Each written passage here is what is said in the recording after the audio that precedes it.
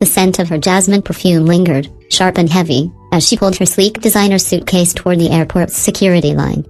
Not once did she look back. I was 16, gripping a worn backpack, my heart pounding so hard I thought it might break. Her name was Vanessa, my mother, and she paused only to adjust her scarf, tossing me a single, cutting remark. "You'll manage, Leela. No embrace, no plan, no farewell. My name is Leela, and if you're reading this, stay with me. Have you ever been abandoned by the one person who's supposed to protect you?" The airport buzzed around me, families laughing, couples embracing, while I stood rooted to the spot, watching Vanessa disappear with her new husband, Ethan, and his polished, perfect kids. They were her new family now. I was just a burden she didn't want to carry. My hands shook as I clutched my phone. I had $32, no ticket, no way home. The world spun, and I thought I might collapse. Then a name surfaced, one Vanessa had always spat like a curse. My father, Daniel. She had painted him as a deadbeat, someone who'd walked away and never cared. But standing there, alone in the chaos of the terminal, I had no one else. I scrolled through old texts, found his number, and dialed with trembling fingers. 1 ring. 2. Then a warm, steady voice answered. "Leela?" My breath caught. "Dad," I whispered, tears spilling over. "I need you." There was a pause, just his breathing. Then, "Where are you?" "I'm coming." Hours later, as the sky darkened outside the airport, a sleek black jet touched down, drawing gasps from onlookers. A man stepped out, tall, in a tailored coat, with eyes that mirrored mine. "Leela," he called, voice cracking with emotion. I ran to him, collapsing into arms that felt like home, arms I hadn't known in years. In that moment, I knew Vanessa had no idea what she'd unleashed. The jet's cabin was hushed, the kind of quiet that felt sacred. My father sat across from me, his gaze steady but searching.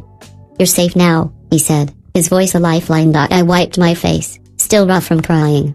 "She just left me," I murmured, like I was nothing. His expression darkened, a flicker of anger in his eyes.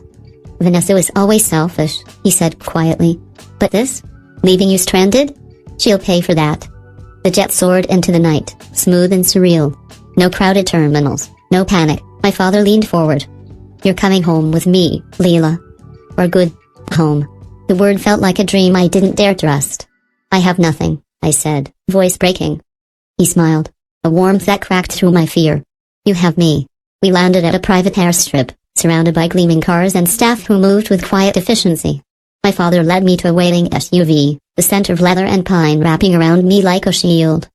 "We'll fix this," he said as the door closed, "on our terms."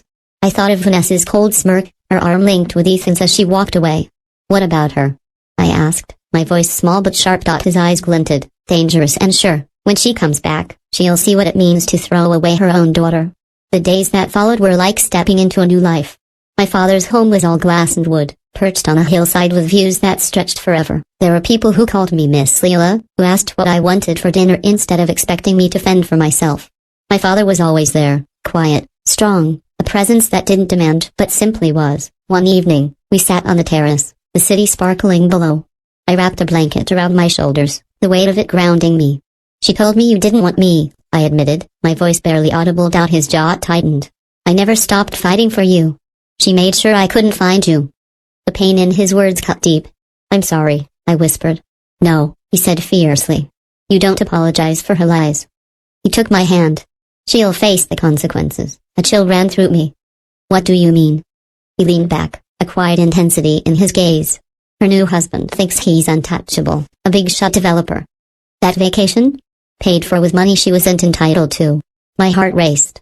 "You're serious? For abandoning you?" His voice was steel. "I've got lawyers tearing her world apart. When she steps off that plane, she'll find her accounts frozen, her precious house locked." I stared at him, a strange mix of awe and relief flooding me. That night, I slept deeply, no nightmares, no fear. My father wasn't just saving me, he was rewriting the story. 2 weeks later, my phone lit up with her name. I hesitated, then answered. "Leela?"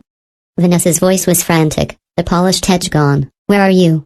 I could hear the emptiness behind her, an echo of a house she no longer owned. "I'm with Dad," I said, calm and clear. "With him?" She spat, panic creeping in. "After everything I did for you?" I laughed, sharp and cold. "You mean leaving me at the airport? Alone?" "It was a mistake," she stammered. "I thought you would be fine." "At 16? My voice was steady now, unbreakable. "You came back to nothing, didn't you? No house, No money. She gasped. This is his doing. You can come back, Leela. We'll sort this out. I glanced at my father, his quiet strength anchoring me. No, I said. I'm home. And I hung up. He reached for my shoulder, his touch warm. I'm proud of you. Tears came, but they were light, cleansing. She'll be okay, won't she? I asked. He nodded. She'll learn what it's like to lose everything. Just like she made you feel. Weeks turned into months. My father enrolled me in a new school, one that challenged me, saw me. I wore clothes that fit, ate meals without guilt. Slowly, I learned to breathe without expecting a blow. One day, I found him in his study, surrounded by legal papers. What happens to her now? I asked. He looked up, calm. Her accounts are locked. The house is ours. Your trust fund is safe. She can touch you. A weight lifted. She might hate me, I said, a flicker of guilt stirring. You don't carry her choices, he said, his voice firm but kind. She abandoned you. That's on her. I nodded, letting his words settle. That night, I deleted old photos, Vanessa's fake smiles, her perfect life that never included me. My phone felt lighter, my heart too. A letter came, venomous and official. Vanessa's name at the bottom. She claimed I'd been manipulated, that she was the victim. My father barely glanced at it. Desperation, he said. She's got nothing left. The lawyers dismantled her claims in days. At breakfast, he showed me a headline. Her husband's business was crumbling, tied to her bad decisions. It's done, he said. She can't hurt you anymore. I looked at him, gratitude swelling. Thank you, I said. He shook his head. You survived, Leela. That's what matters. Spring arrived, soft and warm. I was thriving, new friends, new dreams, a future I could shape. Vanessa was a shadow now, her calls blocked, her letters ignored. At the final court hearing, I saw her, smaller, defeated, alone. Leela, she pleaded. We can fix this. I shook my head, my voice steady. I'm done.